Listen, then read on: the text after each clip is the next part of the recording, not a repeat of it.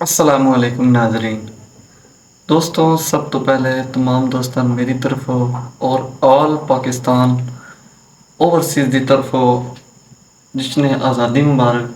जैसा कि सारे मालूम है कि 14 अगस्त वाला दिन है बहुत ही पाकिस्तान का ਵੱਡਾ दिन और पैदाइशी दिन जिनके पंजाबी ज़बान में असी आख सकते हैं। दोस्तों, ये दिन की खास वजूहत, खास लम्हात, ਇਹ ਸਾਡਾ ਮੁਲਕ ਨੇ ਬਹੁਤ ਕੁਰਬਾਨੀਆਂ ਦਿੱਤੀਆਂ ਸਾਡੇ ਵਾਸਤੇ, ਆਵਾਮ ਵਾਸਤੇ। हज़रत अल्लामा इकबाल रहमतुल्लाह अलैह उन्होंने ख्वाब वेख्या और उसकी पाया तकमील पाने वास्ते हज़रत कायद आज़म उन्होंने फिर इसनों मंजिल तक पहुँचाया।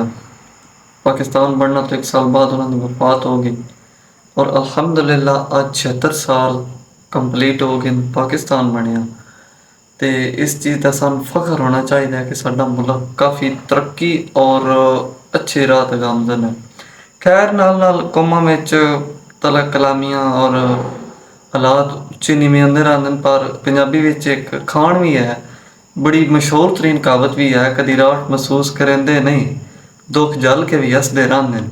और गल असी दुख मुसीबत जाही गल हर मुल्क ये नहीं कि सारे मुल्क हर चीज़ तो नेक पाक न, ये हर मुल्क विच चलदा पिया।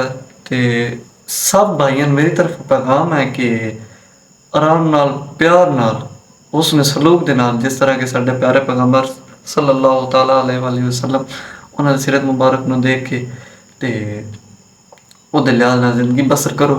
दुआ है अल्लाह पाक सानू साडे मुल्क नूं हिफाजत विच अपने ज़मान दे अंदर रखे। वमा अलैना इल्लल बलागुल मुबीन।